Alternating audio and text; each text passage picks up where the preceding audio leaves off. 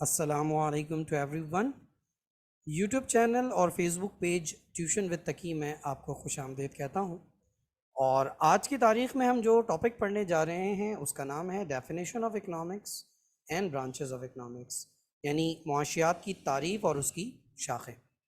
Lecture English and Urdu दोनों medium में deliver किया जाएगा ताकि इंग्लिश मीडियम स्टूडेंट्स और उर्दू मीडियम स्टूडेंट्स दोनों को हम जो है वो कवर कर सकें। प्लस ना सिर्फ लेक्चर आपको डिलीवर किया जा रहा होगा बल्कि एक तरह से आपको नोट्स भी जो है वो एक तरह से आपके मिल जाएंगे। पहले आप लेक्चर को अच्छे से सुन लीजिएगा, दैन स्क्रीनशॉट लेके अपने नोट्स को लिख लीजिएगा। चाहें तो अपना एक रजिस्टर मेंटेन कर लें जिसमें अपने सारे जो है वो एक एक करके जो है वो हमारे साथ चलते रहें, तो आपके लेक्चर्स भी जो है वो क्या होते जाएंगे, रिकॉर्ड होते चले जाएंगे। सो टाइम ज़ाया करे बगैर हम स्टार्ट करते हैं डेफिनेशन ऑफ इकनॉमिक्स। इकनॉमिक्स की जो डेफिनेशन पढ़ने से पहले एक बात हम जो पढ़ते हैं वो ये कि इकनॉमिक्स जो बेसिकली जो वर्ड इकोनॉमिक्स है वो ग्रीक वर्ड ओएकस और नोमोस से आया है।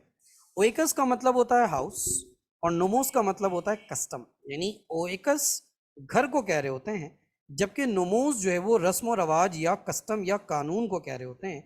बेसिकली इकोनॉमिक्स का मतलब पुराने ज़माने में यानी from the start it means what कि घर को चलाने के लिए जो कायदे कवानीन चाहिए, रूल और लॉज ऑफ हाउस होल्ड, कि घर कैसे चलाया जाए। असल में पहले जो इकोनॉमिक्स की जो बुनियादी जो ज़रूरत थी वो ये थी कि एक घर, फिर घर को हमने बड़ा करके क्या हो गया, एक शहर, शहर से बड़ा होकर सूबा एंड देन मुल्क, यानी पूरी इकनॉमी। फिर मुल्क इकनॉमी से, एक कंट्री से मिलकर जो है वो बन गया पूरी वर्ल्ड वाइड ग्लोबल इकनॉमी को कैसे चलाया जाए। ये आहिस्ता आहिस्ता आहिस्ता आहिस्ता इकोनॉमिक्स जो है वो क्या करता गया, ग्रोथ करता गया। बट बेसिकली जो है वो ये हाउस होल्ड के लिए था कि इंसान कैसे प्लान करे कि वो किस तरह से चीज़ों को चलाए और किस तरीके से अपने घर को लेके चले। ये दैट इज़ वाई उसे हम ओइकस और नोमोज यानी घर चलाने के रूल्स एंड रेगुलेशंस को हम इकोनॉमिक्स का जो है वो क्या करते थे, नाम देते थे। यहाँ पे एक बात मैं और मेंशन कर दूं कि इकोनॉमिक्स बेसिकली दो मेन बातों पे डिपेंड करता है। सबसे पहली मेन बात जो इकोनॉमिक्स की है दैट इज़ वांट्स, ख्वाहिशात। दूसरी तरफ है रिसोर्सेज जिसे हम उर्दू में क्या कह रहे होते हैं, वसाइल। पहले बात कर लेते हैं ज़रा ख्वाहिशात की। ख्वाहिशात क्या, हम जानते हैं हमारे दिल में जो भी ख्वाहिश आती है, रोटी ख़रीदना है, कपड़ा ख़रीदना है, आटा दाल चावल चीनी मोबाइल कंप्यूटर लैपटॉप सोना चांदी तांबा पीतल दूध दही डबल रोटी फल फ्रूट सब्जी कपड़े लत्ते, कुछ भी ख़रीदने की ख्वाहिश है, दैट इज़ वांट, कि जो हम चाहते हैं। और उसको पूरा करने के लिए जो चीज़ें हमारे पास अवेलेबल हैं, चाहे वो पैसा है, सेहत है, ज़िंदगी है, जवानी है, टाइम है, वो हमारा क्या कहलाता है, रिसोर्स कहलाता है।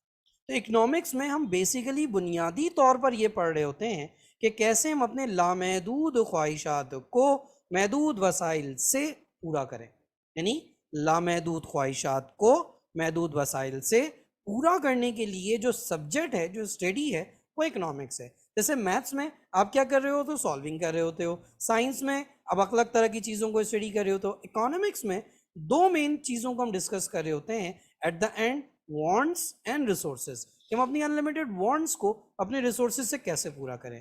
तो दैट इज़ वाई यहाँ पे एक डेफिनेशन यहाँ लिखी हुई है जो स्क्रीन पे आपके आ रही है। It is the study of how square resources, square कहते हैं किल्लत, कम, रिसोर्सेज आर एलोकेटेड, एलोकेटेड कहते हैं तरतीब देना, कब कहाँ कितना पैसा इस्तेमाल करना चाहिए, कितना पैसा किधर इस्तेमाल करें, कितना पैसा किधर इस्तेमाल करें। फॉर एग्जाम्पल आपकी पॉकेट मनी 5000 है, तो क्या आप डे 1 को 5000 खर्च कर देते हो? नहीं, आप सोचो यार 15 दिन तक 2500 चलने चाहिए, 15 दिन तक 2500 चलने चाहिए। अब अगर आपने एक दिन पैसा ज़्यादा खर्च कर दिया तो अगले दिन आप पैसा क्या करते हो, कम खर्च करते हो। तो ये जो तरतीब दे रहे हो कब कितना कैसे किस जगह पे कितना कितना पैसा खर्च करना है, दैट इज़ व्हाट एलोकेशन। तो रिसोर्स को एलोकेट करना, और रिसोर्स क्या है, कम। ख्वाहिशात के मुकाबले में जब हम रिसोर्सेज को स्टडी करते हैं तो जितने भी हमारे पास रिसोर्सेज हैं, all the resources are limited. पानी पीने के लिए हमें जो है वो बहुत चाहिए, दुनिया में बहुत है, लेकिन पीने के लिहाज से, लोगों के लिहाज से अगर आप उसको कैटेगोरिकली देखोगे तो रिसोर्सेज लिमिटेड है। कहीं ना कहीं शहर ऐसे भी हैं जहाँ पे पानी की किल्लत हो रही होती है, या इवन हमारे घरों में पानी जो है वो मीठा पीने को अवेलेबल नहीं होता, देन हम जो है वो फिर बाहर से परचेज कर रहे होते हैं। या इसी तरह पैसा, देखा जाए तो कुछ लोगों के पास बहुत पैसा है लेकिन हम अपने ख्वाहिशात से जब उसको कंपेयर करेंगे तो वो कम हो जाएगा। जैसे अगर मेरे पास 10,000 है तो मेरी ख्वाहिशात 20,000 की होगी। अगर किसी के पास 1 लाख है तो उसकी ख्वाहिश 20 लाख की होगी, किसी के पास 1 करोड़ है तो उसकी ख्वाहिश 20 करोड़ की होगी। इट्स मीन दैट कि resources as compare to wants they are limited, जबकि ख्वाहिशात क्या है, the infinite wants of consumers. जो इस्तेमाल करने वाले लोग हैं, जो कंज्यूमर हैं, जो सारिफिन हैं, उनकी ख्वाहिशात क्या हैं, लामहदूद। यानी लामहदूद ख्वाहिशात को महदूद वसाइल में रहते हुए हम कैसे तरतीब दें, कैसे पढ़ें, ये इकनॉमिक्स में पढ़ रहे होते हैं। कि ये इस बात का मुताला है कि सारिफिन की लामहदूद ज़रूरियात को पूरा करने के लिए किस तरह कलील वसाइल मख्तस किए जाते हैं, यानी इस्तेमाल किए जाते हैं, जिसको एलोकेट करना हम इंग्लिश में कह रहे हैं। अच्छा जी, मेरी एक शॉर्टेस्ट डेफिनेशन है जो कि बिल्कुल हम बहुत आसान 3 वर्डों में हम डिफाइन कर सकते हैं। पहला वर्ड एफिशिएंट, दूसरा वर्ड यूज़ ऑफ, तीसरा रिसोर्सेज। रिसोर्सेज क्या है, अभी भी हमने थोड़ी देर पहले डिस्कस किया कि हर वो चीज़ जो हमारी ज़रूरत और ख्वाहिश को पूरा कर दे, हम उसे रिसोर्सेज का जो है वो नाम दे रहे होते हैं। यूज़ ऑफ, उसको इस्तेमाल करना, यानी अपने रिसोर्सेज को हम कैसे इस्तेमाल करें कि वो एफिशिएंट यूज़ हों। पैसा है हमारे पास, उसको एफिशिएंट जब यूज़ करेंगे तो वो हमारा क्या कहलाएगा, इकोनॉमिक्स कहलाएगा। That is basically economics. ये नहीं कि बस पैसा खर्च कर दिया, इकोनॉमी में मुल्क में पैसा आया, पैसा बस क्या कर दिया, पैसे को खर्चना, ये तो एक आम बात हो गई, जो कि एक पहले माजी में लेमन यही कहते थे कि पैसे को खर्च करना भी कोई साइंस हुआ, कोई इल्म हुआ। बेसिकली ये पैसे को खर्च करना नहीं है, ऐसे खर्च करना है कि वो बेहतर से बेहतर तरीके से इस्तेमाल हो, कम से कम पैसे से ज़्यादा क्या हो, रिजल्ट आए। जैसे आप एक मोबाइल परचेज करके आते हो, आप दोस्त पूछता है कितने का लिया, आप कहते हो 40,000 को लिया। अगर वो मोबाइल आपने बहुत अच्छा लिया, फीचर्स अच्छे हैं, तब तो आपका दोस्त बोलेगा वेल, वेरी डन, गुड। और नहीं तो बोलेगा यार आप तुम ये ले लेते, 40,000 में तुम्हें इससे बेहतर चीज़ ये मिल जाती। इट्स मीन दैट अगर आपने कम पैसे जो वो मतलब ज़्यादा पैसे देके कम अच्छी चीज़ ली, इसका मतलब आपने यूज़ ऑफ रिसोर्स तो किया, लेकिन आपने एफिशिएंट यूज़ ऑफ रिसोर्स नहीं किया। इसको मैं एक और एग्जांपल से समझाता हूँ। सपोज भूख लगी है, 50 रुपये का बर्गर भी है जिसको खा के पेट भर सकते हैं, 100 रुपये की जो है वो बिरयानी है जिसको खा के भी आप पेट भर सकते हैं। अब अगर आप 50 रुपये का बर्गर खा के पेट भरते हैं तो that is efficient use of resource. 100 रुपये की बिरयानी खा के पेट भरते हैं, that is use of resource. समझाने के हद तक कि एफिशिएंट यूज ऑफ रिसोर्स का मतलब कम से कम रिसोर्स को इस्तेमाल करके ज़्यादा से ज़्यादा ख्वाहिशात को पूरा कर लेना, that is efficient use of resource which is basically economics. तो आई थिंक इकोनॉमिक्स की डेफिनेशन हमें क्लियर हो गई कि जनाब के रिसोर्सेज को अच्छे से इस्तेमाल करना as compare to wants, that is basically economics. So चलते हैं अगले टॉपिक की तरफ, that is branches of economics. Economics की 2 ब्रांचेस हैं main, there are 2 branches of economics, one is micro economics and another is macro economics. Micro को जुज़वी और मैक्रो को कुल्ली मुआशियात कहा जाता है। माइक्रो के आई को अगर हम देखें तो आई का मतलब होता है इंडिविजुअल, जबकि मैक्रो के ए का मतलब होता है एग्रीगेट। मतलब ये समझाने के लिए मैंने इसको ड्राइव किया हुआ है। MCRO यहाँ भी है, MCRO वहाँ भी है। यहाँ आई का मतलब है इंडिविजुअल, यानी एक की बात हो रही है, डिवाइडेड बात हो रही है, पूरे मुल्क की बात नहीं हो रही, पूरी इकनॉमी की बात नहीं हो रही। इकनॉमी में एक पर्टिकुलर शख्स की बात हो रही है, एक पर्टिकुलर फर्म की बात हो रही है, एक पर्टिकुलर कारोबार की बात हो रही है, एक पर्टिकुलर बिजनेस की बात हो रही है। तो दैट इज डिवाइडेड पार्ट, टुकड़ों में, हिस्सों में, जुज में जब हम पढ़ेंगे तो दैट इज माइक्रो इकोनॉमिक्स।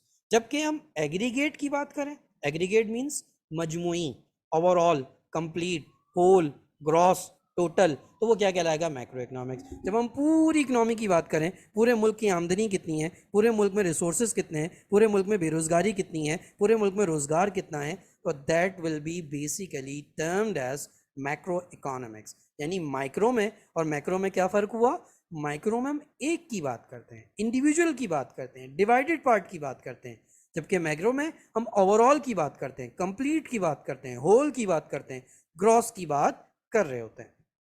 अब जरा इसकी डेफिनेशंस को देख लेते हैं।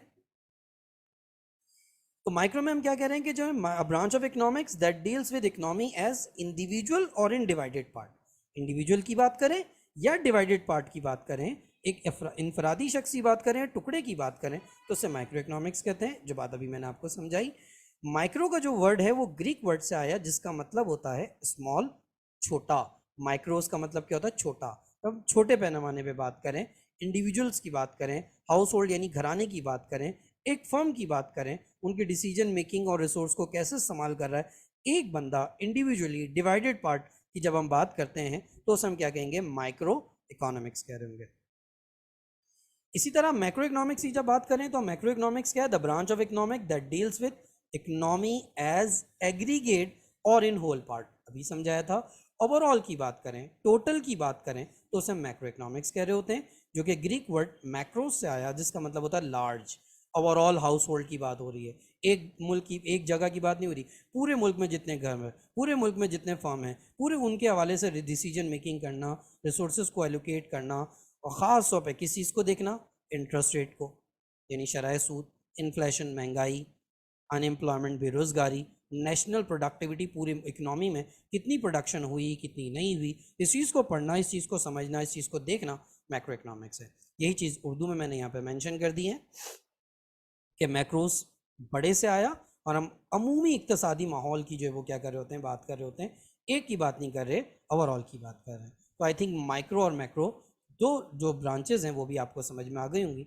अब हम ज़रा थोड़ा सा एक क्विक इनका डिफरेंस भी देख लेते हैं, क्योंकि एग्जाम में अक्सर ये सवाल भी आ जाता है कि माइक्रो इकोनॉमिक्स और मैक्रो इकोनॉमिक्स में डिफरेंस क्या है। तो डिफरेंस को हमने सबसे पहले स्टडी पॉइंट ऑफ व्यू, मुताले के लिहाज से अगर हम देखें तो माइक्रो इकोनॉमिक्स में हम इंडिविजुअल या डिवाइडेड पार्ट को पढ़ते हैं, इनफरादी या हिस्सों की या टुकड़ों की बात हो रही होती है, जबकि मैक्रो इकोनॉमिक्स में हम किसको स्टडी करते हैं, एग्रीगेट को पढ़ते हैं, होल पार्ट को पढ़ते हैं, कंप्लीट को, होल पार्ट को हम जो है वो क्या कर रहे होते हैं, स्टडी कर रहे होते हैं। स्कोप की बात करें यानी वसअत क्या है इसकी, कहाँ कहाँ अप्लाई होता है, कितनी जगहों पे अप्लाई होता है, तो माइक्रो इकोनॉमिक्स की जो एप्लीकेशन है वो कम है। मतलब ऐसा नहीं कि माइक्रो इकोनॉमिक्स यूज़ नहीं होती, but as compare to macro economics, micro का जो स्कोप है वो नैरो है, मैक्रो का जो स्कोप है वो क्या वाइड है। यानी मैक्रो इकोनॉमिक्स ज़्यादा लेवल पे और बड़े लेवल पे क्या की जा रही होती है, इस्तेमाल की जा रही होती है। अगर हम एनालाइज करें, तज्जिया करें कि माइक्रो में बुनियादी तौर पे या बेसिकली फंडामेंटली किसको पढ़ा जा रहा होता है, तो माइक्रो इकोनॉमिक्स को बुनियादी तौर पे प्राइस को पढ़ा जा रहा होता है, इसे प्राइस इकोनॉमिक्स भी कहते हैं। मेन फोकस होता है, मेन टारगेट होता है माइक्रो इकोनॉमिक्स का, वो बेसिकली जो है वो प्राइस होती है, तो दैट इज़ वाई हम इसे प्राइस इकोनॉमिक्स भी कह रहे होते हैं। जबकि मैक्रो इकोनॉमिक्स का जो मेन टारगेट या मेन जो फोकस होता है वो बेसिकली जो है वो इनकम होता है, कौमी आमदनी, नेशनल इनकम। तो लिहाजा इसे इनकम इकोनॉमिक्स भी जो है वो कह रहे होते हैं। इसका जो दूसरा नाम है वो इनकम इकोनॉमिक्स भी है, एमसीक्यूज के अंदर भी ये बात पूछी जा सकती है। रोल ऑफ गवर्नमेंट, गवर्नमेंट का किरदार ज़्यादा कहाँ पर है, गवर्नमेंट ज़्यादा कहाँ किरदार अदा कर रही होती है, गवर्नमेंट कहाँ ज़्यादा जो है वो अपने इंटरफेरेंस दे रही होती है, तो जनाब आली मैक्रो इकोनॉमिक्स में गवर्नमेंट का किरदार इतना नहीं होता, ये ऑटोमेटिज्म सिस्टम के अंदर चीज़ें चल रही होती हैं। आगे जाके हम इसको मज़ीद स्टडी करेंगे कि जनाब ये लेसेस फ्री क्या होता है और इनविजिबल हैंड का जो कॉन्सेप्ट है वो क्या होता है। लेकिन बहरहाल माइक्रो में गवर्नमेंट का किरदार बहुत कम होता है, जबकि मैक्रो में गवर्नमेंट का किरदार, चाहे वो फिस्कल पॉलिसी हो या मॉनेटरी पॉलिसी, फिस्कल पॉलिसी क्या है, मॉनेटरी पॉलिसी क्या है, ये लेटर ऑन हम आगे स्टडी भी करेंगे, तो उसमें जो है वो हम बहुत ज़्यादा इस्तेमाल कर रहे होते हैं। स्टडी व्यू, देखने का नज़रिया, मतलब हम कहाँ से देखते हैं, किस तरीके से देखते हैं, तो माइक्रो इकोनॉमिक का जो व्यू है वो है अर्थवॉर्म व्यू। केंचुआ, केंचुआ कहाँ होता है, गीली मिट्टी में। केंचुआ किसे कहते हैं, वो जो गीली मिट्टी में पाए जाने वाला जो कीड़ा है। अब अगर हम ज़मीन के अंदर से देखेंगे तो हमें बहुत कम हिस्से में नज़र आएगा, ज़्यादा दूर तक नज़र नहीं आएगा, हम ज़्यादा चीज़ों को कवर नहीं कर रहे होंगे।